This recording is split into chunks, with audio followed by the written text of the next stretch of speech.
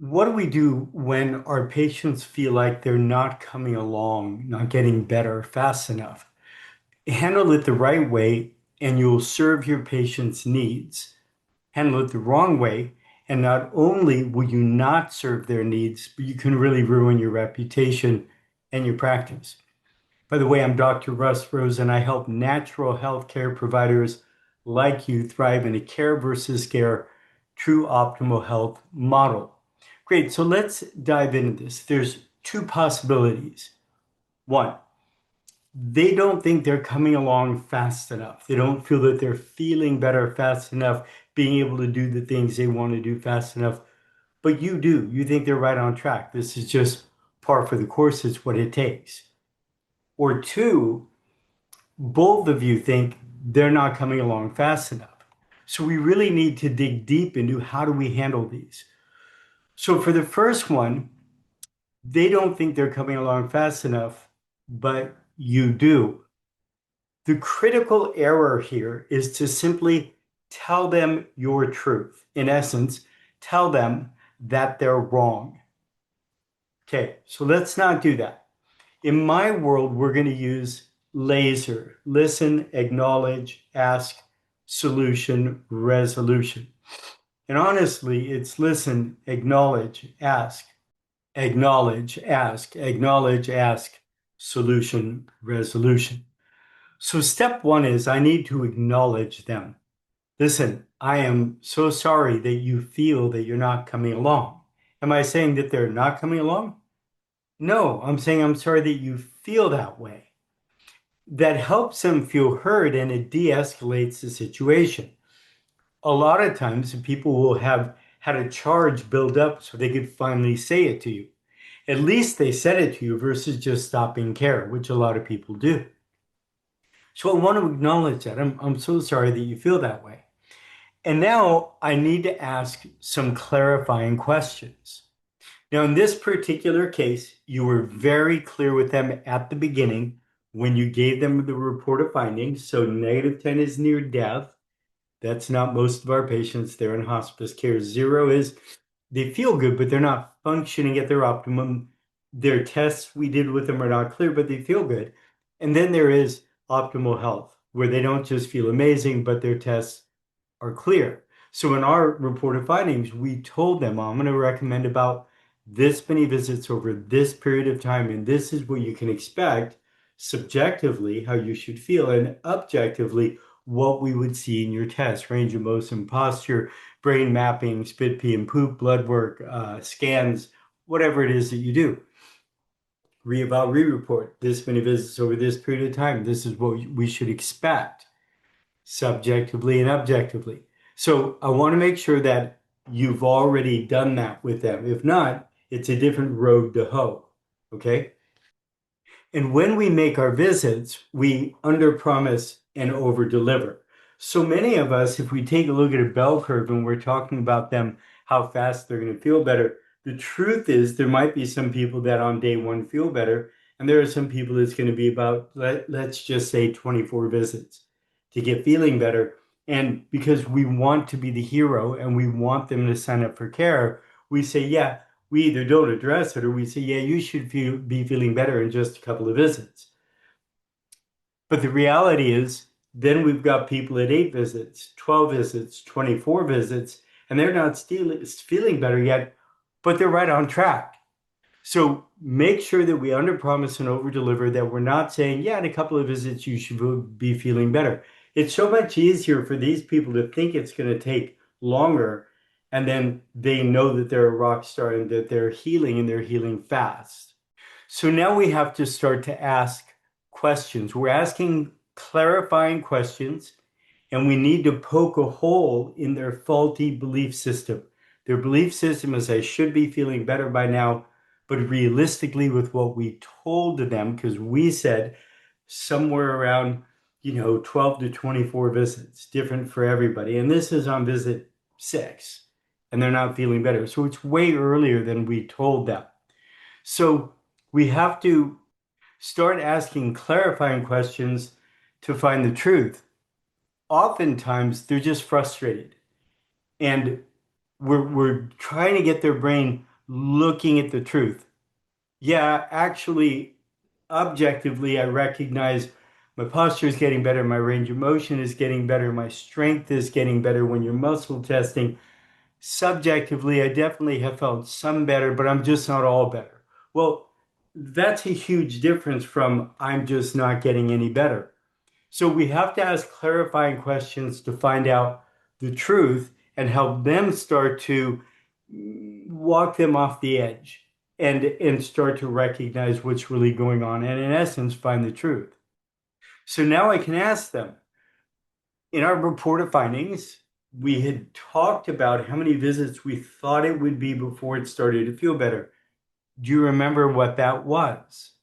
Uh, yeah, I think you were saying somewhere around 12 to 24 visits.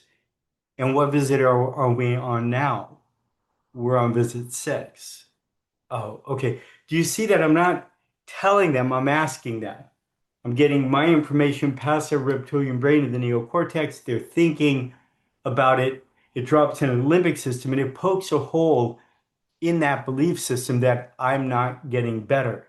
It starts to help them find the truth, which is what we really need to do. So now I can go to solution. I can tell them my truth. Listen, Mary, I think you're coming along great. Everything we're seeing, each and every visit has been showing that you're coming along exactly as we would expect. Just tell them your truth. Tell them a solution. My suggestion would be to stay the course because I think you're right on track. Acknowledge again. Acknowledge. Yet I understand it's very, very frustrating to not be feeling as good as you would like to be feeling yet. Ask. Clarifying question. What is it that you would like to do? And now we can look for a resolution. More often than not, the answer will be, Doc, I'm just had a bad day today. I'm really frustrated with some other things. I really recognize we're doing a great job. We're coming along. I'd like to stay the course. Or not. They may want to have you refer them to somebody else for another opinion or to see if something else might be going on, etc. But I want to have those conversations versus them just stopping care. Okay, now the other version is you both agree that they're not coming along as well as you would have hoped. And you need to ask yourself some questions. You think they're coming along slower, but they're actually moving in the right direction. And you're really confident that if they continue, they'll stay the course, or you don't. And you recognize that A, they need to do something different. They need to eat better, exercise, deal with stress, stop sitting at the computer so long, stop missing appointments, etc. And you have to have a come to Jesus talk. B, you need to do something different. You need to use a different technique. You need to get them started on some specific nutrition. You need to do your neurofeedback with them, whatever it is that you do, but you need to do something different. C, you both need to do something different. D, you need to refer them out for something, but they should continue to see you, or you really just need to refer them out, that you're the wrong person for them. And by best serving them, you're referring them out. Any way about it, I'm always looking at how can I best serve this patient and do what's best for them.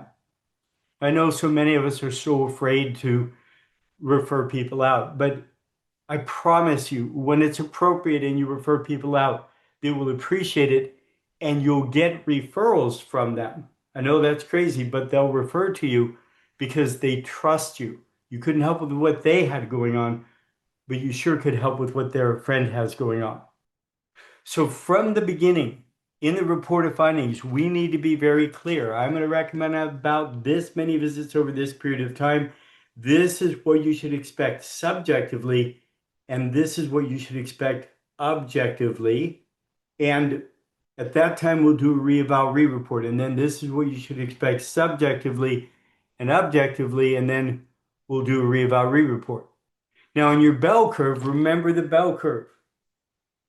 Under promise and over deliver. Don't over promise and underdeliver. Tell them the truth of what this may take.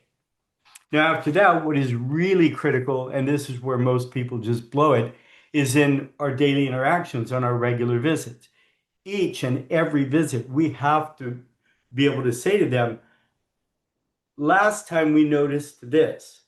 This time we're noticing this. And at the beginning, we're asking, what do you think that is? So last time the pelvis was locked up. This time it's starting to move better. Last time, oh, and what do you think that is? And oftentimes, if that's going on, this is what has been affecting the pain down your leg, or this has been related to your constipation or PMS. Like we're having this regular conversation with them. We don't just do a report of findings and don't talk with them until the reevaluation.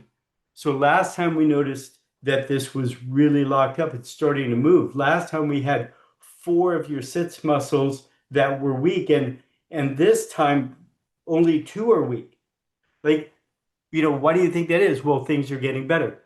The truth is if you are having that conversation with them on a regular basis, you're not going to get blindsided with, I don't think I'm getting better, or they just stopped coming in for care. Because you're having that conversation. You're helping them see the steps that they're making that are either A, moving in the right direction, or B, it's not moving in the right direction, but you call them on it. You have a conversation. You ask what's going on. You ask if they're happy with the progress. You let them know if you're not happy with the progress. You find out if they're eating better, exercise, dealing with stress, making their appointments, if they need to make change, if you need to make change, etc. This is a critical piece of the puzzle. And then, of course, there's driving them to the reevaluation, where you do a meaningful reevaluation and re-report. So this is one I hear from my coaching clients on a regular basis. Set it up right from the beginning. Do it right from the beginning, and you will rarely, if ever, have this challenge. But if you do, you want to know how to handle it. I hope that that helped. If you know other people that you think might get value from this, please let them know. If you're serious about thriving in a care versus scare true optimal health model, if you want to get your practice to the point that you have more demand than supply, go ahead and let me know. We'll set a time. We'll get clear about where you're at, where you want to get to, and how I might be able to help you get there. As always, much love and aloha.